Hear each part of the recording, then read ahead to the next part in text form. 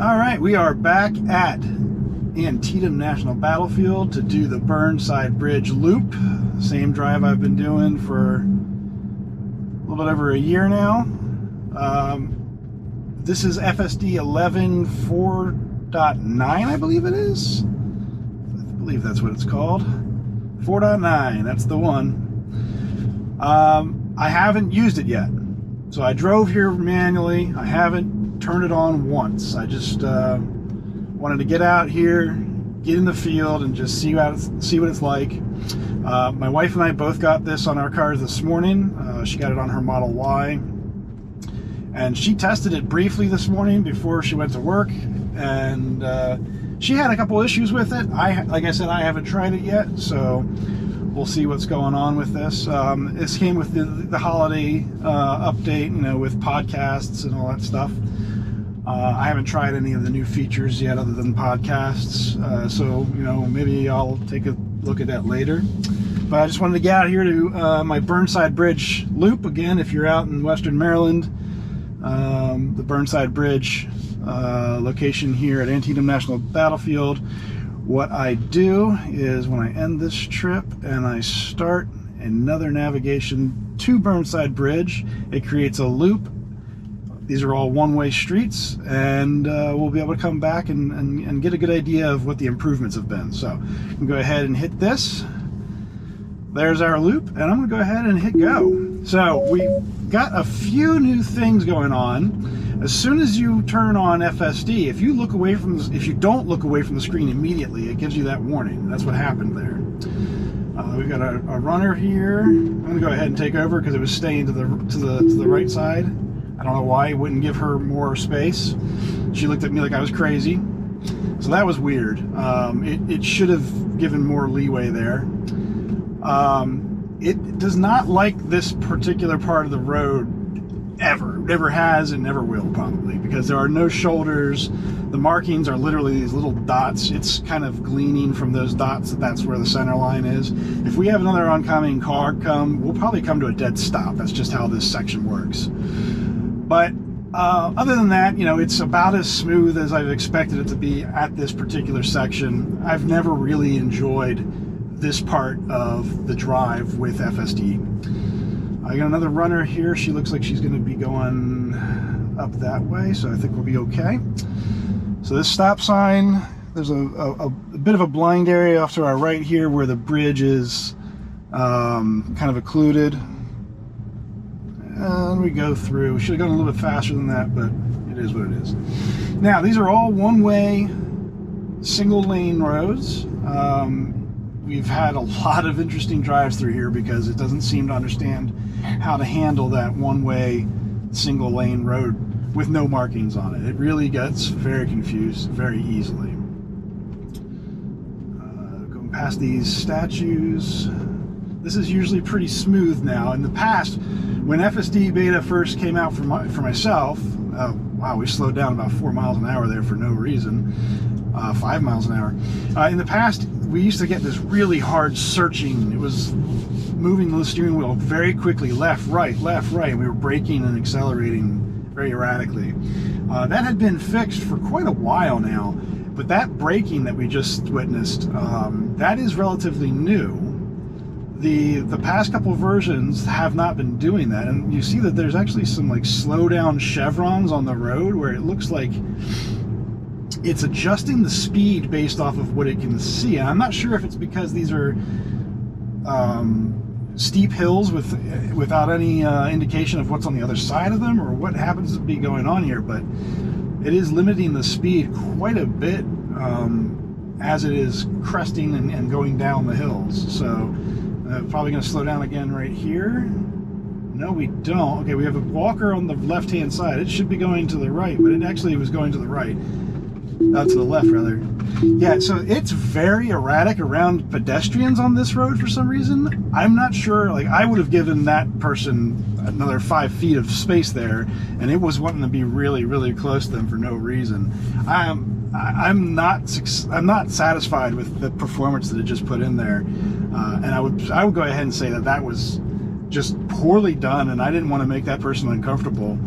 So I took over. Again, another hard braking there for no apparent reason. Another hard braking for no apparent reason. I'm not sure what's going on here. This is, and I've been through here recently. I know I haven't been uploading videos. I've been through here recently with 11.4, 11.3, and the drives have been fantastic. This is very poor. Well, we do stop back far here because the road and the stop sign don't line up properly. We're going to go around this person who stopped. We're still clear on the left, so that was handled well. But that one-lane road through the battlefield was not handled well at all. Let me go ahead and up the speed just a few miles an hour here.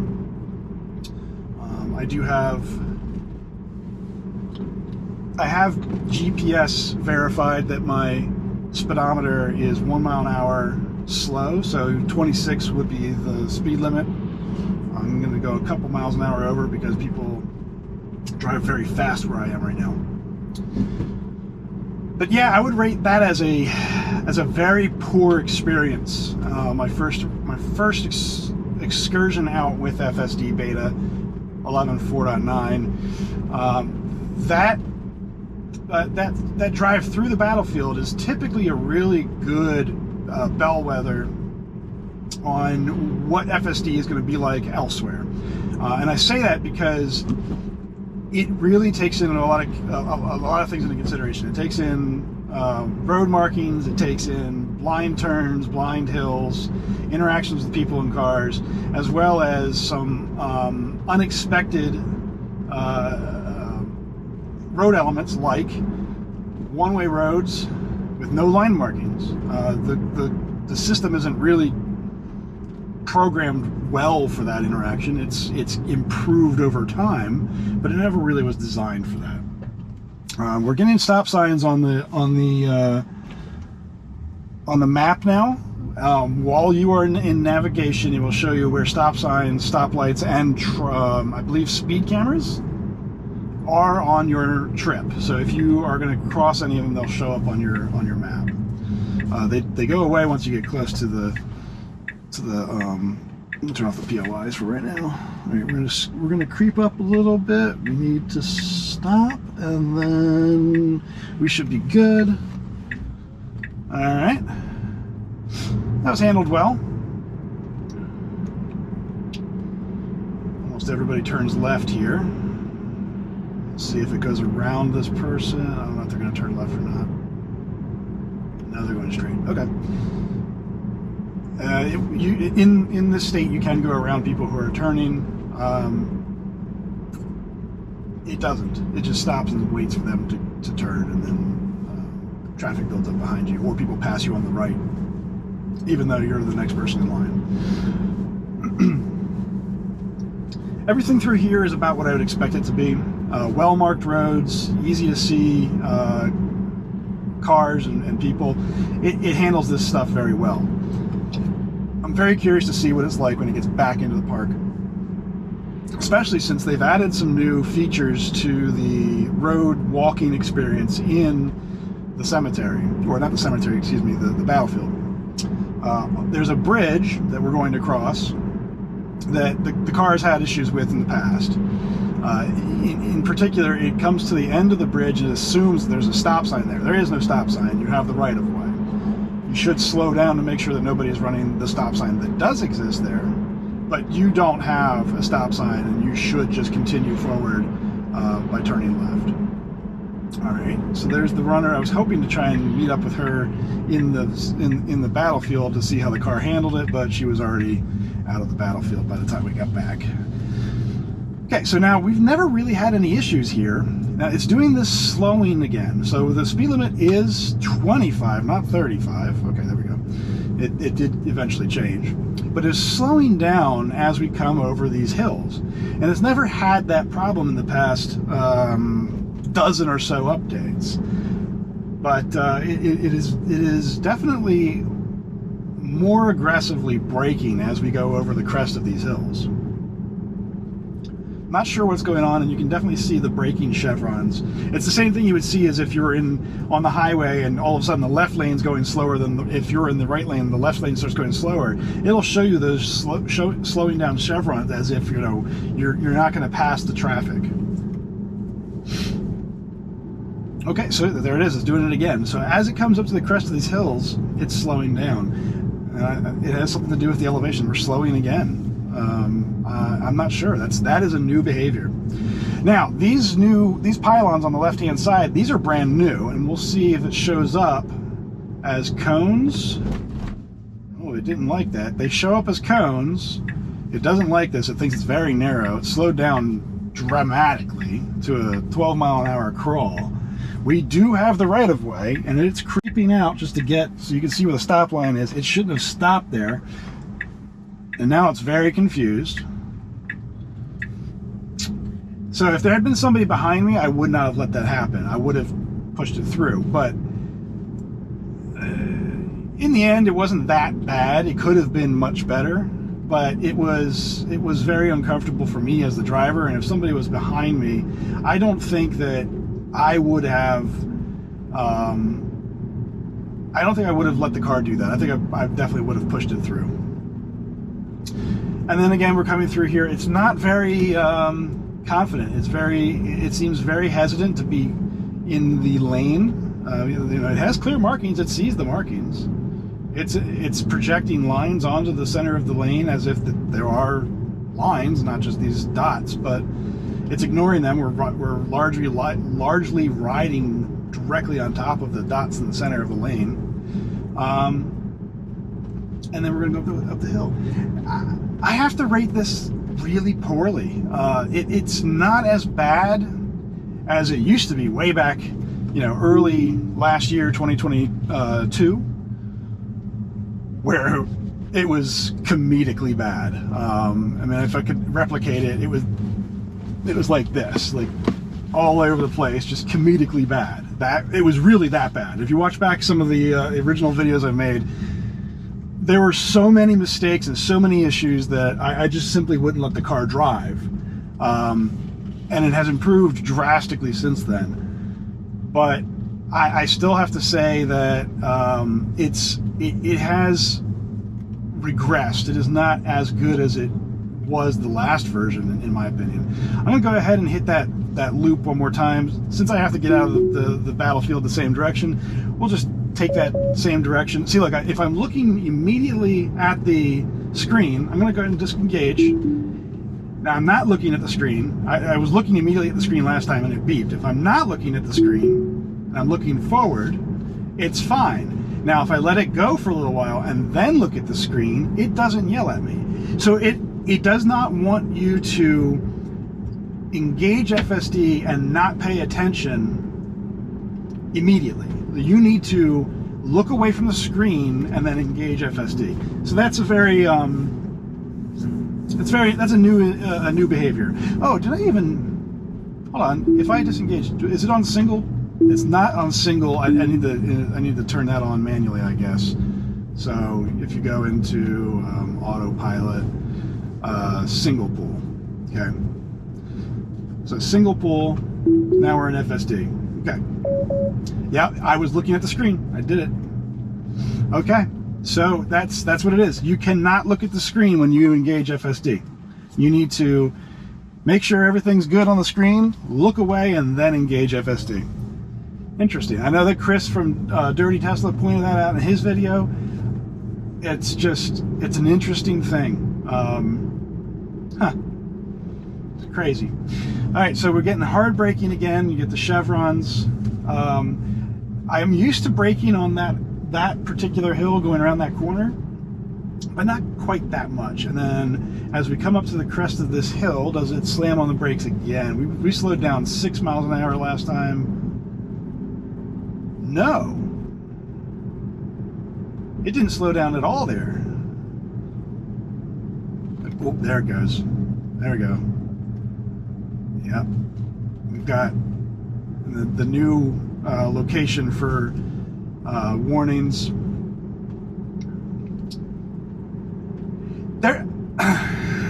I I'm not sure what's going on with this. The braking is not good. That's a 7-mile-an-hour brake. If there's somebody behind me, they'd be right in my rear bumper. Now, obviously, at 25 miles an hour, you're not supposed to be that close to somebody, but people are jerks. So I'm not sure what that is. I hope it's just because this is such an edge case type of road. There are no markings, there's no shoulders. Excuse me. I'm hoping that that's the case, but the slowdown and the behavior on these hills is it's concerning to me. I mean, this is nice. That's a nice amount of braking. That feels very natural. It was very close to the side of the bridge there. But last time it excuse me, last time it braked very hard right here. There it is again. There's another 7-mile-an-hour brake, and then it braked again. It does it again. So and now it's going. I mean, yes, it's approaching a stop sign, but it's very slow. I have to say that this is a regression in behavior on this particular drive. Once it gets out on the main road, as far as I'm concerned, it feels about the same. Yep, you're clear. Go. Thank you. So I think that our loop inside of Antietam National Battlefield is a regression. I think it has fallen back a bit. Not good. I would rate that subpar, especially based on, and I regret that I didn't record it, but on my previous loop test that I did recently, probably about 3 weeks ago, I did on, I believe it was 11.4.4 or something like that. I forget exactly which version it was. It did very well.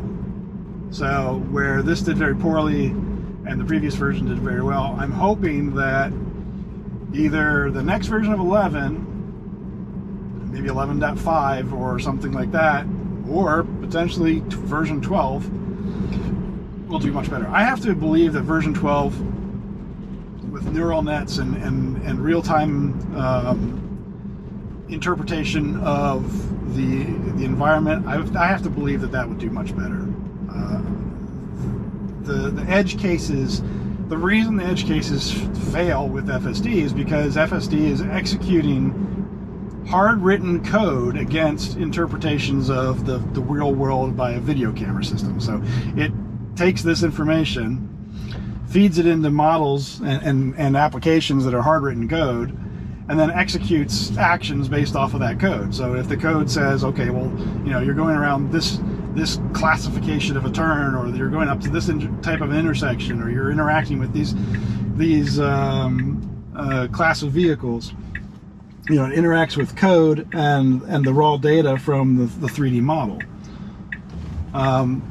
So with FSD 12, it'll still be that raw data that we have over here, but instead of individual lines of code and telling it to take that data and do X, Y, Z, it'll then be fed into, you know, neural nets that have been trained by machine learning models and AI models that will then execute that action based off of what it has learned in those models through the nets. So instead of, you know, if you see this particular type of intersection or this particular type of situation, do X, Y, Z based off of hard lines of code, it will be a learned behavior from millions of miles of driving and hundreds of thousands, if not millions of interactions similar in design and execution. So I have to believe that based off of when that is available, this loop will be much more reliable, much more comfortable, much more natural, and we won't have as many issues. That's just my personal belief. I guess we'll find out soon-ish. You know, what is it? 2 weeks trademark, right? So we'll see. Fingers crossed. I really do hope that I'm going to go ahead and not go back in there. I really do hope that we see a drastic improvement in FSD in the coming year. There it is again. I'm looking at the speed limit, and it knows that I'm looking at it. Anyway, I really hope that we see a drastic improvement in FSD over the next year. I'm hoping that 2024, we round out 2024 with the next holiday update with, you know, 1 or 2 versions into FSD 12, and we're seeing absolutely insane results from it, and that's just my personal hope. I also hope that by then I've got my Cybertruck and we are doing some really interesting stuff with that too. So, as always, thanks for watching. You know, if you want to write a comment or you have any questions, please go ahead and leave them. I do this for fun. It's a hobby, not a job. So, you know, if you want to subscribe, go ahead. If not, that's cool too. And I'll see you on the next video I make. So, thanks for watching.